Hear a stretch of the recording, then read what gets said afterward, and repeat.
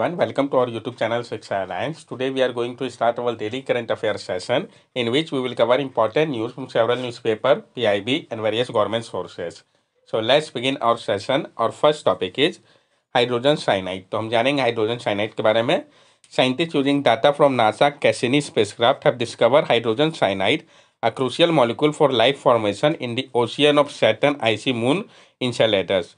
जो साइंटिस्ट है उन्होंने उपयोग किया है नासा के कैसिनी स्पेसक्राफ्ट का और डिस्कवर किया है कि जो हाइड्रोजन साइनाइड है ये एक क्रूशियल मॉलिक्यूल है लाइफ फॉर्मेशन के लिए, जो आपका ओशियन है सैटर्न के आइसी मून इनकेलेडस पे पब्लिश किया गया है इसको नेचर एस्ट्रोनॉमी में. ये जो स्टडी है ये सजेस्ट करता है कि जो एनसेलेडस का सब सरफेस ओशियन है ये प्रोसेस कर सकता है ज़्यादा केमिकल एनर्जी को, जैसा कि हम पहले सोते थे उससे अधिक पोटेंशियली सपोर्ट कर सकता है क्रिएशन और परसिस्टेंस को कम्प्लेक्स ऑर्गेनिक कंपाउंड का.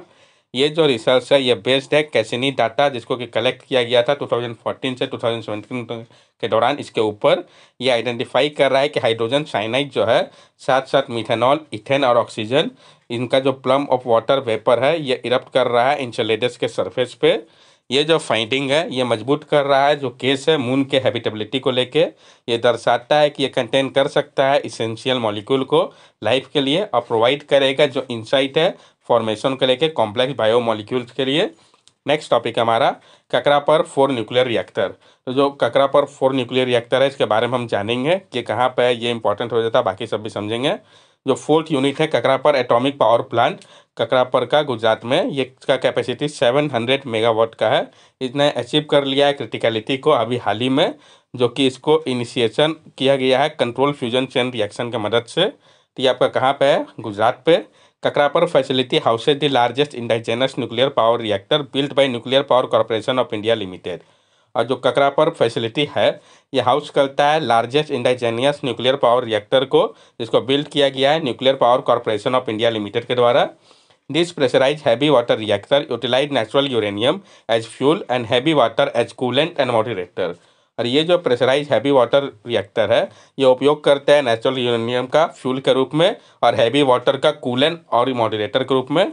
Kakrapar atomic power station include 2 operating powerhouse with a capacity of 220 megawatt each known as KAPS1 and 2. और जो ककरापर एटॉमिक पावर स्टेशन है ये इंक्लूड करता है 2 ऑपरेटिंग PHWR को, जिसका कैपेसिटी जो है 220 मेगावाट का है दोनों का अलग अलग, जिसको कि हम KAPS1 और KAPS2 के नाम से जानते हैं. जो आपका nuclear power corporation of India limited है ये एक पब्लिक सेक्टर अंडरटेकिंग है, डिपार्टमेंट ऑफ एटॉमिक एनर्जी के अंतर्गत आता है, जो कि ऑपरेट कर रहा है पहले से ही इंडाइजेनस PHWR को और दूसरा फैसिलिटी में. न्यूक्लियर पावर प्लांट जो कि अंडर ऑपरेशन है अभी फिलहाल भारत में, तो ये पता होना चाहिए कौन सा किस स्टेट में है, डायरेक्ट क्वेश्चन फ्रेम किया जा सकता है. जैसे राजस्थान एटॉमिक पावर प्लांट जो है ये आपका 1, 2, 3, 4, 5, 6 जो है ये कोटा राजस्थान में है. ककरापर एटॉमिक पावर प्लांट जो है इसका 2 प्लांट है 1 और 2, ये आपका तापी गुजरात में है. तो कहाँ पे है, तापी गुजरात में. जो आपका टापुर एटॉमिक पावर प्लांट है ये 4 प्लांट है यहाँ पे बोईसर महाराष्ट्र में. कायगा जनरेटिंग स्टेशन जो है आपका ये आपका कायगा कर्नाटका पे है. नरोरा एटॉमिक पावर प्लांट जो है ये आपका नरोरा उत्तर प्रदेश में है. मद्रास एटॉमिक पावर प्लांट जो है ये आपका कलकपक्कम तमिलनाडु में है. और कुंडाकुल एटॉमिक न्यूक्लियर पावर प्लांट जो है ये आपका कुंडाकुलम तमिलनाडु पर है. नेक्स्ट टॉपिक है हमारा नोमा. तो हम जानेंगे नोमा के बारे में. World Health Organization recently added Noma, a severe gangrenous disease of the mouth and face, to its list of neglected tropical disease. World Health Organization ने अभी हाल ही में ऐड किया है नोमा को, जो कि एक सीवियर गैंग्रेनियस डिजीज़ है माउथ या फेस का, जो लिस्ट है नेग्लेक्टेड ट्रॉपिकल डिजीज़ में. ये क्या है, तो डिजीज़ है, WHO ने इसको लिस्ट किया तो ये पता होना चाहिए. इसको हम कैंक्रम ऑरिस नोमा भी कहते हैं, जिसका मोर्टेलिटी रेट बहुत ज़्यादा हाई है अराउंड 90% तक का. और ये लिंक्ड है एक्सट्रीम पॉवर्टी, माल न्यूट्रिशन और जो पुअर एक्सेस है सैनिटेशन या ओरल हाइजीन का उसके साथ. ये जो डिजीज़ है ये मेनली अफेक्ट करता है चिल्ड्रेन को जिनका एज 2 से 6 ईयर है, पुअर कम्युनिटी पे कमी के कारण अवेयरनेस का. और ये जो है अनरिलायबल एस्टिमेट किया जा रहा है, जो लेटल आता था आपका 1998 का, उसके अनुसार क्या सिम्टम्स है इसके. ये जो डिजीज़ है ये मैनिफेस्ट करता है गम इन्फ्लेमेटेशन को, जिसको माना जाता है कि ये बैक्टीरिया है माउथ का. ये स्टार्ट होता है अल्सर ग्रुप में म्यूकस मेम्ब्रेन पे, और बाद में इसके कारण मीजल्स हो जाता है व दूसरा इलनेस हो जाता है. सर्वाइवर को सामना करना पड़ता है facial disfigurement, jaw muscle spasm, oral incontinence या स्पीच प्रॉब्लम का. डिजीज को हम फेस ऑफ पॉवर्टी भी कहते हैं और ये कॉमन है वेस्टर्न वर्ल्ड में पास से ही। ये डिसअपेयर हो चुका था इकोनॉमिक प्रोग्रेस के साथ, लेकिन अभी भी बहुत जगह ये हो रहा है। Noma inclusion in the WHO list of neglected tropical disease is seen as a significant step towards eradication, prompting call for increase attention and resources. जो नोमा को इंक्लूड किया गया है WHO के list of neglected tropical disease में, इसको देखा जा रहा है एक सिग्निफिकेंट स्टेप के रूप में इरिडिकेट करने के लिए और एक प्रॉम्प्ट कॉल के रूप में इंक्रीज करने के लिए अटेंशन और रिसोर्सेज को इस डायरेक्शन में। नेग्लेक्टेड ट्रॉपिकल डिजीज होता है क्या, हम इसको भी समझेंगे। नेग्लेक्टेड ट्रॉपिकल डिजीज, जैसा कि इसका नाम है ये बता रहा है, ये डाइवर्स ग्रुप है ट्रॉपिकल इन्फेक्शियस, जिसको कि हम कॉमनली लो इनकम पॉपुलेशन या डेवलपिंग रीजन जो है अफ्रीका, एशिया या अमेरिका में, उस जगह पे होने वाले डिजीज को कहते हैं। ये जो है बहुत सारे पैथोजन जैसे कि वायरस, बैक्टीरिया, प्रोटोजोआ या पैरासिटिक वॉर्म, जिसमें कि हेलमिंथिस आता है, इसके कारण होता है। नेक्स्ट टॉपिक है हमारा खेलो इंडिया पैरा गेम। तो हम जानेंगे खेलो इंडिया पैरा गेम के बारे में। Union sports minister officially close the inaugural edition of the Khelo India para game in New Delhi.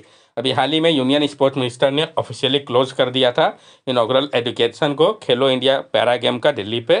तो कहाँ पे ये क्लोज हुआ, ये इंपॉर्टेंट है, दिल्ली पे। Haryana emerged at the top performing state with 105 medal, including 40 gold, followed by Uttar Pradesh and Tamil Nadu.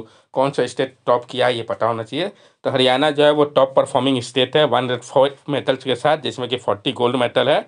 उसके बाद उत्तर प्रदेश, देन तमिलनाडु है। खेलो इंडिया पैरा गेम के बारे में हम जान लें। खेलो India para game is aimed at empowering para athlete in India. जो खेलो इंडिया पैरा गेम है, इसका मकसद है एम्पावर करना पैरा एथलीट को भारत में। Organized by Ministry of Youth Affairs and Sports, Sports Authority of India and other body, it is a part of broader Khelo India initiative. इसको organise किया जाता है ministry of youth affair and sports, sports authority of India और दूसरे body के साथ मिलकर।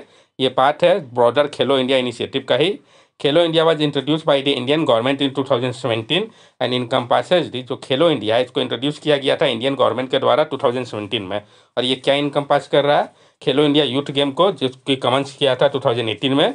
ये आपका एनुअल नेशनल कंपटीशन है यंगस्टर के लिए, जो कि रिप्रेजेंट करता है स्टेट को।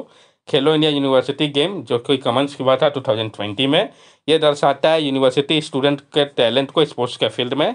खेलो इंडिया विंटर गेम, ये 2020 में ही कमेंस हुआ था। ये प्रमोट करता है विंटर स्पोर्ट्स को भारत में। Khelo India state centre of excellence scheme जो है, इसका मकसद है इन्हेंस करना स्पोर्ट्स इंफ्रास्ट्रक्चर को, सपोर्टिंग एग्जिस्टिंग ट्रेनिंग फैसिलिटी की मदद से। नेक्स्ट टॉपिक है हमारा dilution of right to vote, 1 person 1 vote 1 value. जो dilution of right to vote कहा गया है, जो 1 पर्सन 1 वोट 1 वैल्यू है, इसके बारे में हम डिटेल में समझेंगे। सुप्रीम कोर्ट ने डायरेक्ट किया है गवर्नमेंट ऑफ इंडिया को कि वो इस्टेब्लिश करे डेलिमिटेशन कमीशन को, ताकि एड्रेस किया जा सके जो आवश्यकता है इंक्रीज रिजर्व सीट का SC और ST के लिए लोकसभा और स्टेट असेंबली में।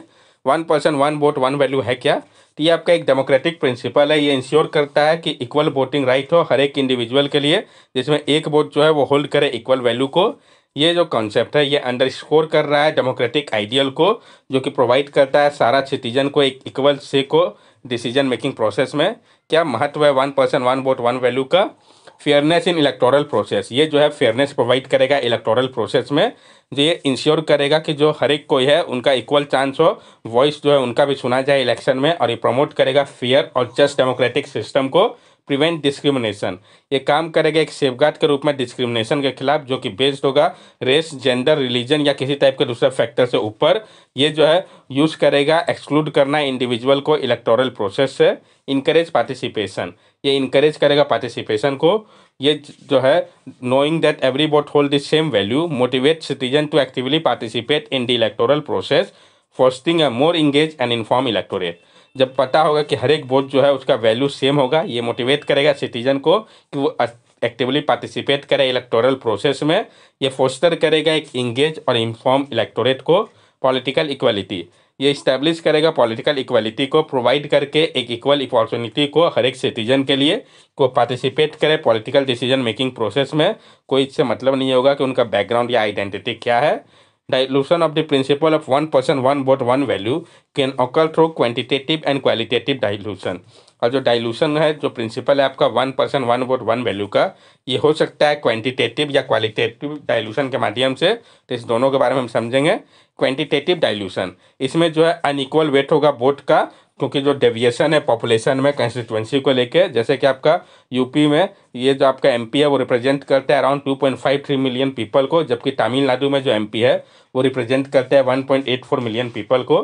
क्वालिटेटिव डाइल्यूशन की अगर हम बात करें तो ये रिड्यूस करेगा वोटर का जो चांस है इलेक्ट होने के रूप में प्रिफर्ड रिप्रेजेंटेटिव के रूप में गैरीमैंडरिंग के माध्यम से।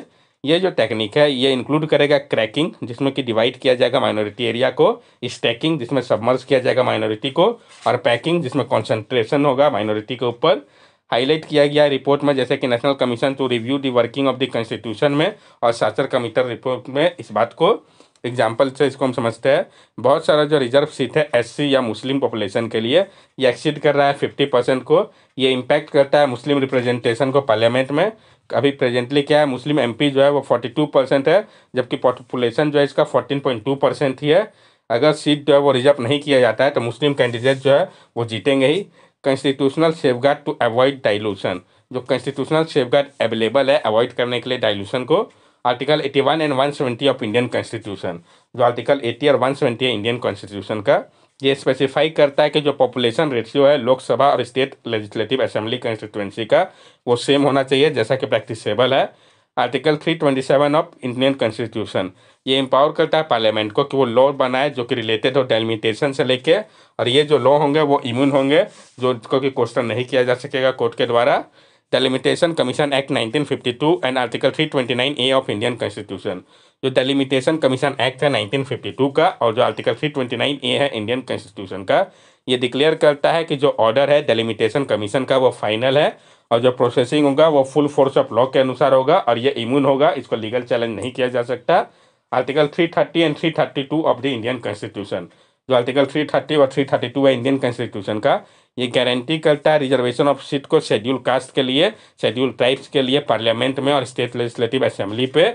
गवर्नमेंट जो है उन्होंने फॉर्म किया है डेलिमिटेशन कमीशन को, जिसमें जो आपका 4th वन होंगे वो एड्रेस करेंगे रिजर्व कंस्टिट्यूएंसी को और ये एक्सटेंड करेगा मॉरिटोरियम को जब तक कि आपका 2026 का सेंसस नहीं हो जाता।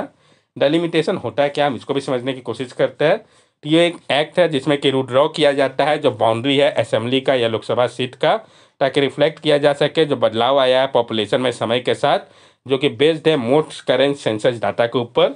ये जो प्रोसेस है ये आपका नंबर ऑफ सीट जो है स्टेट का, जो पॉपुलेशन है सारे सीट का वो यूनिफॉर्म है पॉसिबल अक्रॉस स्टेट में, उसके लिए किया जाता है। डेलिमिटेशन कमीशन को इस्टेब्लिश किया गया 4 बार अभी तक हिस्ट्री में भारत के, कब कब 1952, 1963, 1973 और 2002 पे जो एक्ट है आपका 1952, 1962, 1972 और 2002 के माध्यम से। 42nd अमेंडमेंट एक्ट ने 1976 में फोर्स कर दिया था पॉपुलेशन फिगर को 1971 के सेंसस के ऊपर, जिस कारण जो डेलिमिटेशन था अंटिल 2021 के सेंसस तक वही हुआ। 2002 में डेलिमिटेशन को फिर से डिले कर दिया गया 25 ईयर्स के लिए 2026 तक के लिए 84th अमेंडमेंट के माध्यम से। लीगल या कॉन्स्टिट्यूशनल प्रोविजन जो है इसके लिए, तो आर्टिकल 82 कहता है कि जो हर एक सेंसस होगा उसके बाद जो एलोकेशन होगा लोकसभा सीट का स्टेट के लिए, साथ साथ जो डिवीजन होगा हर एक स्टेट का टेरिटोरियल कंस्टिट्यूएंसी पे वो रीएडजस्ट किया जाएगा वैसे अथॉरिटी के द्वारा जैसा कि पार्लियामेंट जो है लॉ के द्वारा डिटरमाइन करेंगे। आर्टिकल 8A जो है रिप्रेजेंटेशन ऑफ पीपल एक्ट 1950 का, ये अलाउ करता है डेलिमिटेशन को पार्लियामेंट्री और असेंबली कंस्टिट्यूएंसी के लिए अरुणाचल प्रदेश, असम, मणिपुर और नागालैंड के लिए। आर्टिकल 170 जो है जो कि कंपोजिशन ऑफ लेजिस्लेटिव असेंबली से डील करता है, जो सेंसस फिगर है 2001 का उसका उपयोग किया जाएगा, जो पर्पस है रीएडजस्टमेंट ऑफ कंस्टिट्यूएंसी के लिए स्टेट में। Reservation of seat for SC and ST ये प्रोवाइड किया जाएगा आर्टिकल 330 के द्वारा लोकसभा के लिए और 332 स्टेट असेंबली के लिए कॉन्स्टिट्यूशन का। कंक्लूजन की हम क्या निकाल सकते हैं कि जो नेक्स्ट डेलिमिटेशन कमीशन होगा ये एड्रेस करेगा दोनों ही क्वांटिटेटिव और क्वालिटेटिव डाइल्यूशन को, जो कि एक फेयर और एडुकेट माइनॉरिटी रिप्रेजेंटेशन को दर्शाएगा। That's all for daily current affair session. अगर आपको हमारी वीडियो अच्छी लगी हो तो हमारे चैनल सब्सक्राइब करें, हमारे वीडियो को लाइक करें और ज़्यादा से ज़्यादा शेयर करें।